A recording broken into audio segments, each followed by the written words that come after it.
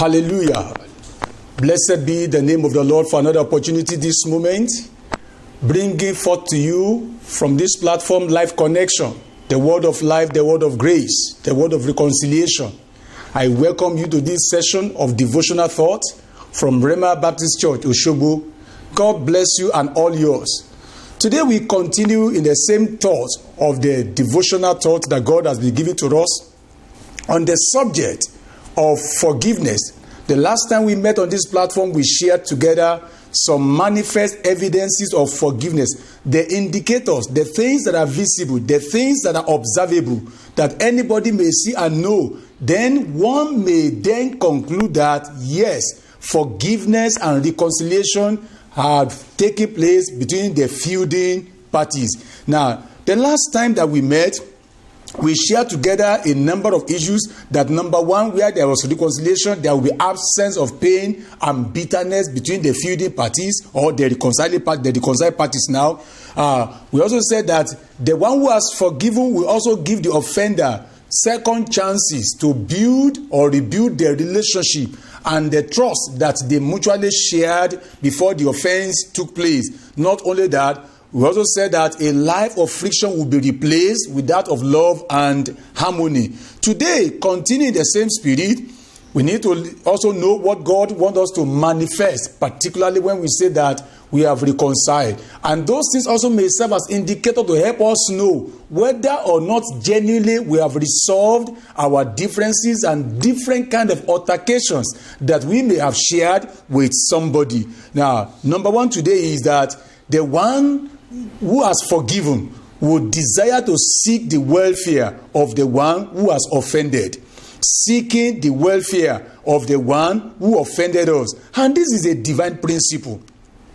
We find this in Exodus chapter 23, verse 4 to 5. There, the Lord was talking to the children of Israel in the context of interpersonal relationship, particularly when people involved within the community might have had one form of altercation or the other. I read to you from Exodus 23, verses 4 and 5 to put the message in context. It says, if you come upon your enemy's ox or donkey that has strayed away, take it back to its owner. If you see that the donkey of someone who hates you has collapsed under its load, do not walk by. Instead, stop and help. That is what the scripture says here. Now, what is God saying here? God was telling the children of Israel here that if you discover that your enemy's ox or instrument of transportation, let's talk of a car, let's talk of a truck, let's talk of a tipper or anything that the instrument of business of your neighbor has a problem, somebody that has offended you, as an indication actually that you are a good neighbor and that, well, you take no offense and that you record no offense again against the person. God says that you must take it back to the owner. You must restore. If you see anything that is missing, no, your friend, somebody that offended you has lost something. Now, in the course of your own day-to-day business, you now find that, you now discover that what my neighbor, the person who offended me, I know what he lost is now before you find it. God says that take that thing back to your neighbor, to whom you have reconciled. Now, what is God saying here? It will really help to soften your heart. If actually you are forgiven, you will be more than willing to restore the loss of your friend back to him. And when you look at verse number 5, the Bible says that if you see that the donkey of someone who hates you, now anybody who offended you has become an enemy, so to say.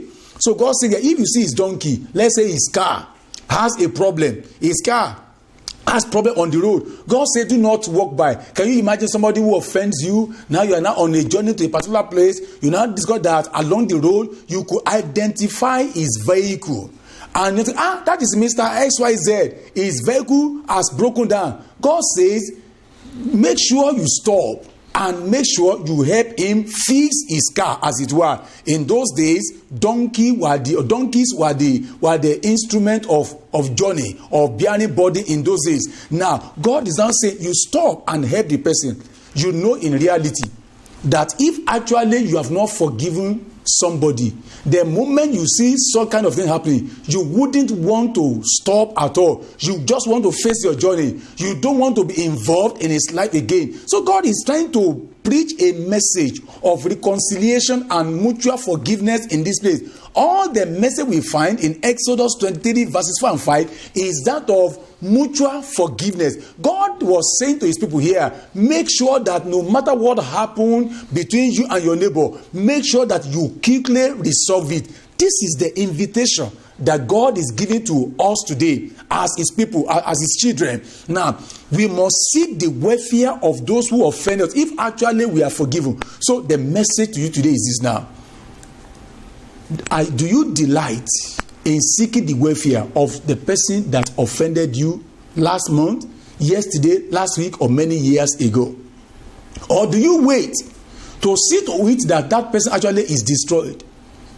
You know, we have some people in the university setting, in the academic setting, let me put it that way, that when somebody offends them, they wait for him at a point when they will crucify him, kind of.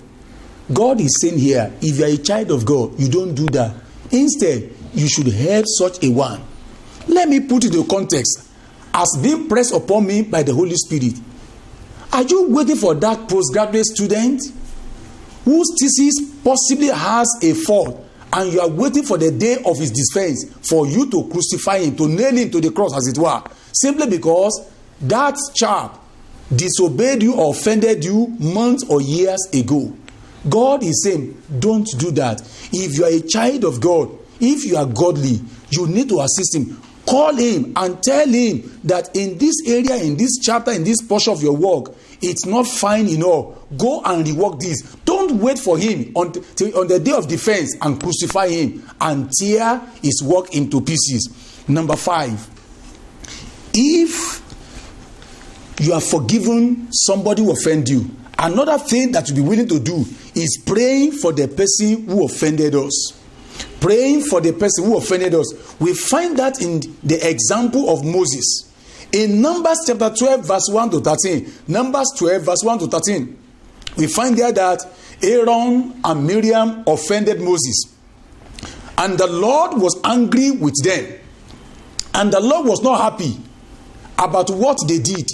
And the Lord inflicted Miriam with leprosy as a sign of his displeasure about what both of them did. And in verse number 10, Numbers 12 verse number 10, the Bible tells us, as the cloud moved away from the tabernacle, there stood Miriam, as skin as white as snow from leprosy. When Aaron saw what had happened to her, he cried out to Moses, the one that they have offended, "Oh, my master, please don't punish us for this sin we have so foolishly committed. Don't let her be like a stillborn baby, already decayed at birth." So in verse 13, Moses cried out to the Lord, "Oh God, I beg you, please heal her." In today's Christianity, especially in Nigeria, these are the days that believers are mobilized against their enemy. They will say, pray against your enemy. Whosoever has offended you, call the name of Jesus 3 times or 7 times. Now begin to pray that your enemy will go to Lagos and they will not turn back. They will go to Abuja and they will die. That is ungodly. That's unchristian. That's not the spirit of Jesus Christ here. Even here in Old Testament, where people thought or think that it is eye for eye, tooth for tooth, nose for nose. Here we see the example of Moses, the lawgiver, the person through whom God mediated the law. We see here that when Aaron and Miriam sinned against him, Aaron and Moses did not say, "Yes, now God is showing you that he has anointed me. God is showing you I'm a prophet." There are so many of us pastors today that the moment a church member disobeys us and that one begins to experience one misfortune or the other, we now begin to justify ourselves. We say, "As God has called me, God is shown to you that you touch not my anointed and do my prophet no harm." We have to be very careful.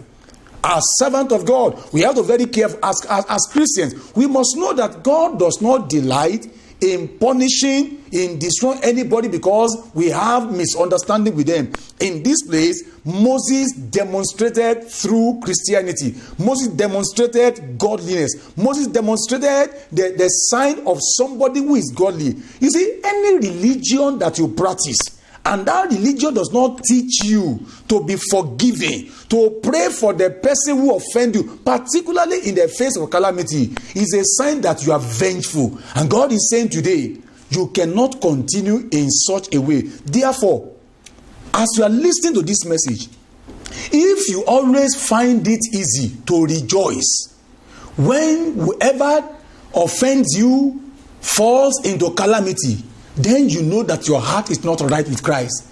God wants to temper your heart today. God wants to tender your heart too. God wants to make your heart the heart of Christ. Jesus will say, Father, forgive them, for they do not know what they are doing. That is the spirit of Jesus Christ. Therefore today, as many as are receiving this word, check your heart today. Do you seek the welfare of those who has offended you after reconciliation?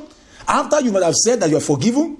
Do you also pray for the person? Do you intercede? Do you seek their welfare? Do you seek their welfare? Are you concerned about them, that God forgive them and that they are restored back unto God? Now, God is speaking to you as his child. God is speaking to you as a believer. Therefore, today, check your heart. As you go out today, and as you go to bed today, make sure you examine your heart in the light of the word that God has given to you. This will show whether you are becoming like Christ or you are still worldly like any other person around you who does not know Jesus Christ. It is my prayer that God works upon your heart in such a way that you shall be as forgiving as Christ is. It is my prayer that this grace rests upon you as you go out today to settle every form of misunderstanding, disagreement, malice, grudge that you have with anybody. May you receive that grace in the name of the Lord Jesus Christ. I want to pray with you as I close the message. Heavenly Father, I pray for your children who have received this word. Dear Father, I ask for them, oh God, that the grace to settle, the grace to reconcile, the grace to behave like Moses had behaved here, you will supply us to your children in the name of the Lord Jesus Christ. Instead of rejoicing in the face of punishment against those who offend us, Lord, may we be burdened to begin to intercede and pray for them lovingly in the name of Jesus Christ. Thank you for this moment of the word. In Jesus' name we have prayed. Amen. God bless you. See you next time.